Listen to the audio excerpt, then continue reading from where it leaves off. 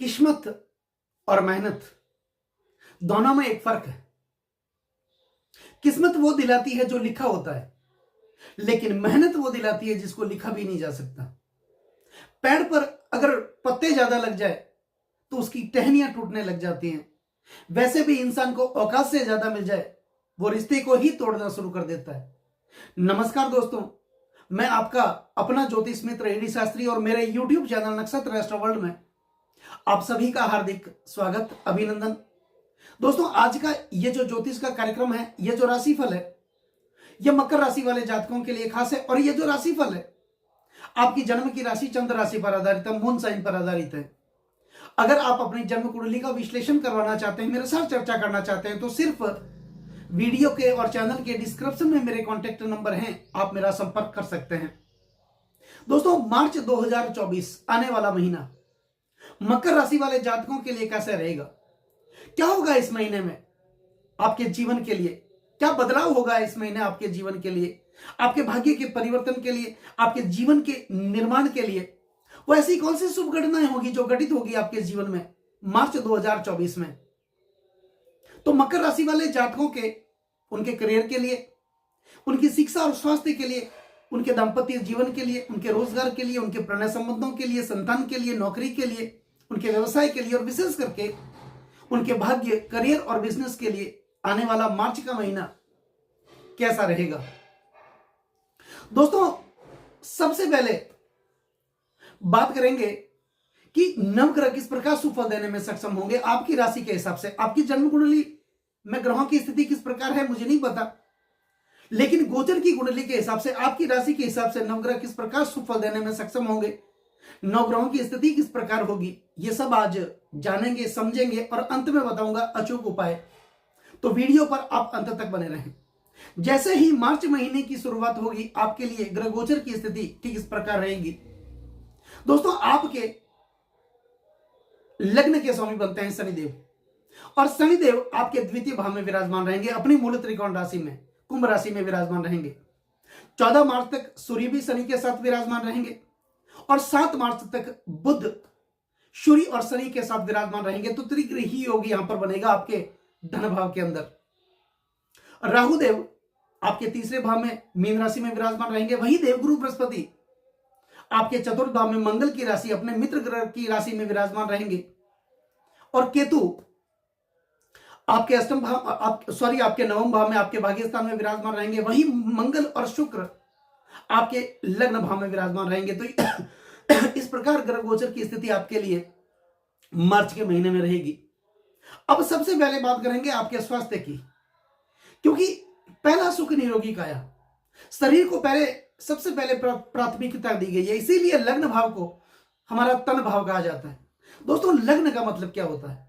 लग्न का मतलब होता है लगा हुआ, कि जिस समय हमारा जन्म होता है ठीक उसी समय सूर्य के सामने जो उदयरत राशि होती है उस राशि को लग्न राशि कहा जाता है, और उस राशि को जन्म कुंडली हो या गोचर की कुंडली सबसे पहले भाव में लिखा जाता है। और यहीं से हमारे जीवन की शुरुआत होती है। हमारे जीवन की प्रारंभिक अवस्थाओं का भाव यही भाव माना जाता है, इसलिए हमारे स्वास्थ्य का भाव है। तो स्वास्थ्य के स्वामी कौन बनते हैं? स्वास्थ्य के स्वामी बनते हैं आपके राशि के स्वामी शनिदेव, और शनिदेव द्वितीय भाव में विराजमान है। अगर वैसा देखा जाए तो स्वास्थ्य के हिसाब से अगर देखा जाए तो शनिदेव की स्थिति तो अच्छी है, क्योंकि लग्न के स्वामी है और अपनी मूल त्रिकोण राशि में विराजमान है। लेकिन साथ में कौन है? युति किससे बना रहे हैं? सूर्य के साथ। सूर्य और शनि, हालांकि ये दोनों पिता पुत्र माने जाते हैं, लेकिन इनमें शत्रुता का संबंध है। सूर्य यहां पर अपनी शत्रु राशि कुंभ राशि में विराजमान रहेंगे, वहीं शनिदेव अपनी मूल त्रिकोण राशि कुंभ राशि में विराजमान रहेंगे। तो यहां पर अष्टमेश सूर्य और धनेश शनि की युति बनेगी धन भाव के अंदर, और शनिदेव आपके स्वास्थ्य के स्वामी हैं।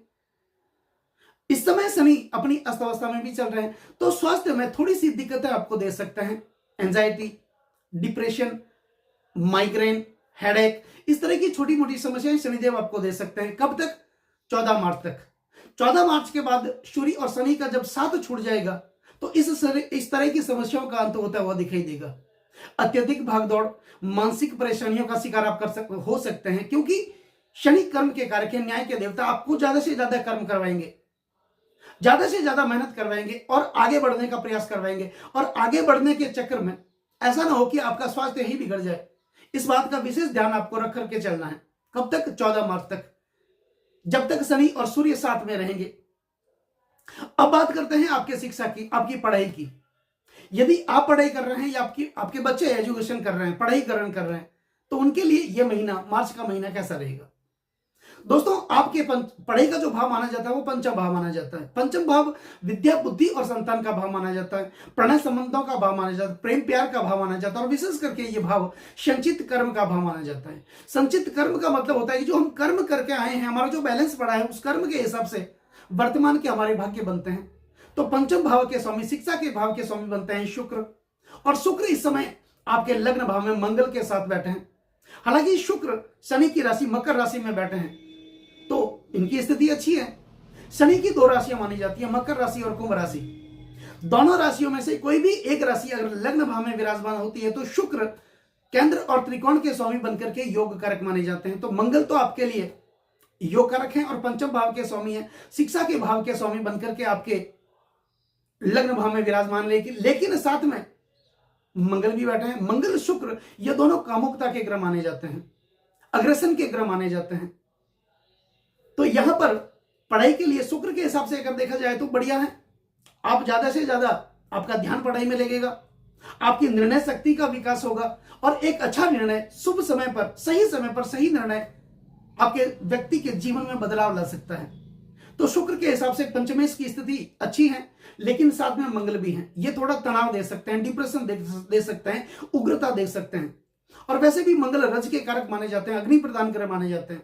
मंगल की अच्छी स्थिति काम शक्ति का निर्माण करती है, और खराब स्थिति काम शक्ति को खत्म भी कर डालती है। तो एक सुखी दाम्पत्य जीवन के लिए पति और पत्नी के बीच संतुलित काम शक्ति का होना भी जरूरी है, तभी दाम्पत्य जीवन भी चलता है।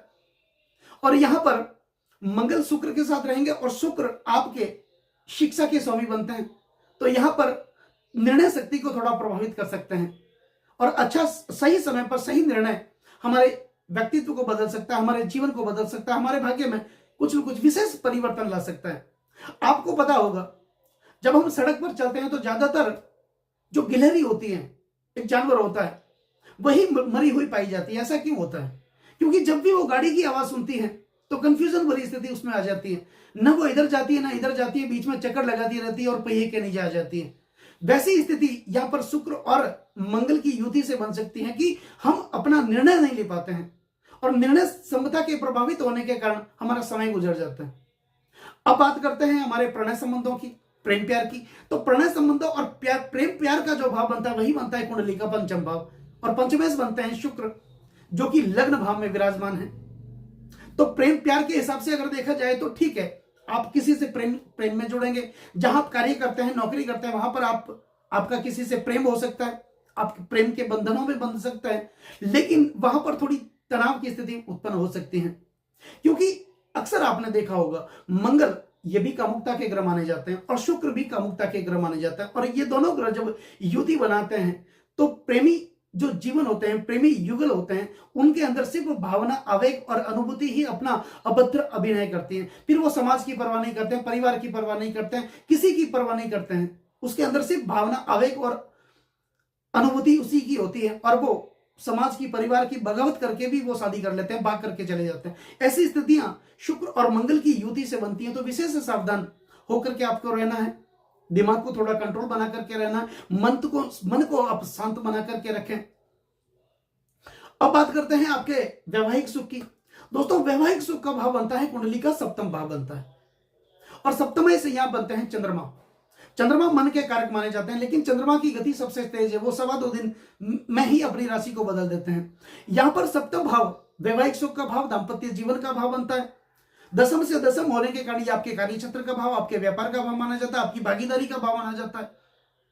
तो यहां पर मंगल की सप्तम दृष्टि रहेगी, और राहु की पंचम दृष्टि आपके सप्तम भाव पर रहेगी। राहु क्या करते हैं? राहु ब्रह्म की स्थिति उत्पन्न करते हैं, भय की स्थिति उत्पन्न करते हैं। तो पति पत्नी में थोड़ा भ्रम उत्पन्न हो सकता है, तनाव उत्पन्न हो सकता है, डिप्रेशन के शिकार हो सकते हैं। तो इससे आपको सावधान रहना है। राहु के बीज मंत्रों का जाप करना है, मंगल के बीज मंत्रों का जाप करना है, और मंगल से संबंधित कुछ उपाय करने की आपको जरूरत है। यहां पर पति पत्नी में एक सामंजस्य स्थापित करना है, दोनों एक दूसरे की भावनाओं की कद्र करें और निरंतर अपने कर्तव्य पथ पर आप आगे बढ़ते रहें। तो आपका सांसारिक जीवन, आपका दाम्पत्य जीवन अच्छी तरीके से चलेगा। वहीं अगर भागीदारी की बात करें तो भागीदारी का भाव सप्तम भाव ही बनता है, वहां पर मंगल की भी दृष्टि रहेगी, सप्तम दृष्टि रहेगी 16 मार्च तक, क्योंकि 16 मार्च तक मंगल आपके लग्न भाव में रहेंगे और मंगल उग्रता के कारक माने जाते हैं। तो भागीदारी में थोड़ा बहुत तनाव देखने को मिल सकता है। मंगल के 20 मंत्रों का जाप करें। अब बात करते हैं आपके भाग्य भाव की, विशेष करके आपके भाग्य, करियर और बिजनेस की। दोस्तों, भाग्य का जो स्वामी बनता है वो बनते हैं आपके लिए बुध।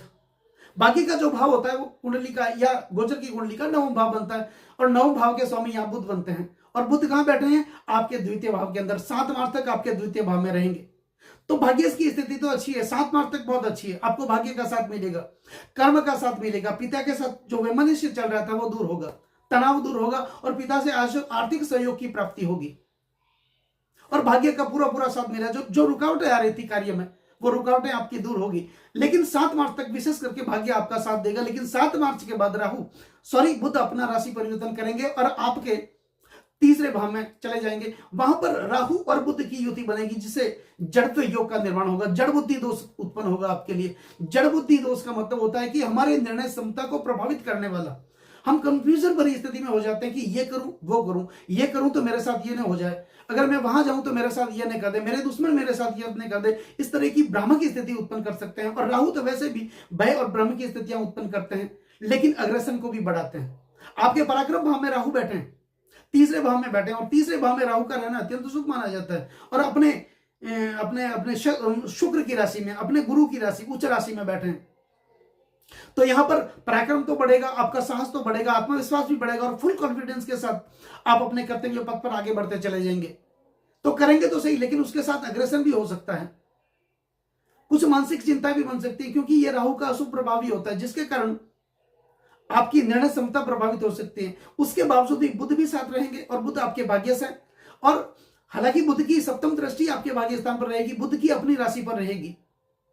तो अपनी वाणी कुशलता के कारण कठिन से कठिन परिस्थितियों को भी आप अपने नियंत्रण में करने की कोशिश करेंगे और उसमें सफल भी आप हो जाएंगे। तो कुल मिलाकर के बहुत अच्छी स्थिति का निर्माण हो रहा है। अब बात करते हैं आपके कार्यक्षेत्र की। कार्यक्षेत्र का जो भाव माना जाता है कुंडली का 10वां भाव माना जाता है। 10वां भाव ऊंची पदवी, मान मर्यादा और प्रतिष्ठा का भाव माना जाता है। निश्चित तौर पर इसके स्वामी बनते हैं शुक्र, और शुक्र 7 मार्च तक आपके लग्न भाव में रहेंगे और 7 मार्च के बाद राशि परिवर्तन करके द्वितीय भाव में चले जाएंगे। वहां पर शनि के साथ रहेंगे, 2 मित्र ग्रहों की युति बनेगी। तो यहां पर कर्म का साथ पूरा मिलेगा। शनि तो वैसे भी कर्म के कारक माने जाते हैं और शुक्र धन के कारक माने जाते हैं। तो धन आपके लिए रुका हुआ था, धन आपका फंसा हुआ था, वो फिर से आपके पास एक बार आएगा। आपकी आर्थिक स्थिति मजबूत होगी, आपकी वित्तीय स्थिति मजबूत तो होगी, साथ ही साथ आपका फंसा हुआ धन भी आपके पास वापस आ जाएगा। आपके दाम्पत्य जीवन में मधुरता देखी जाएगी और नव दंपत्ति के लिए संतान प्राप्ति के योग भी बनेंगे। तो कुल मिलाकर के करियर भाव में बहुत अच्छी स्थिति का निर्माण, शुक्र इनके स्वामी बनकर के आपके लग्न भाव में और 7 मार्च के बाद आपके द्वितीय भाव में चले जाएंगे। और शुक्र धन के कारक हैं, विलासिता के कारक हैं, भौतिक जीवन के कारक हैं, लग्जरी जीवन के कारक हैं। इस समय आप कोई नया परिवर्तन कर सकते हैं, नई गाड़ी खरीद सकते हैं, नया मकान खरीद सकते हैं, नया मकान आप बना सकते हैं, अपने रोजगार में कुछ परिवर्तन ला सकते हैं, अपने व्यवसाय में कुछ परिवर्तन ला सकते हैं। तो ये समय कुल मिलाकर के आपके लिए बहुत अच्छा रहेगा। आपके व्यवसाय के हिसाब से अच्छा रहेगा, आपकी वित्तीय स्थिति, आर्थिक स्थिति काफी अच्छी होगी और आय के स्रोत बढ़ेंगे। धन की आवक जो रुकी हुई थी वो फिर से एक बार आपके लिए उत्पन्न होगी। तो कुल मिलाकर के मार्च का महीना मकर राशि वाले जातकों के लिए बेहतर स्थिति का निर्माण करता हुआ दिखाई दे रहा है। तो दोस्तों, कैसा लगा ये वीडियो? अगर ये वीडियो आपको अच्छा लगा हो, मेरा समझाना आपको सार्थक लगा हो, तो वीडियो को आप आगे से आगे शेयर जरूर करें। बेल आइकन बटन को दबाना बिल्कुल भी ना भूलें, ताकि मेरे आने वाले और भी नई नई वीडियो के नोटिफिकेशन सीधे आप लोगों तक पहुंच सके। और चैनल को सब्सक्राइब आप जरूर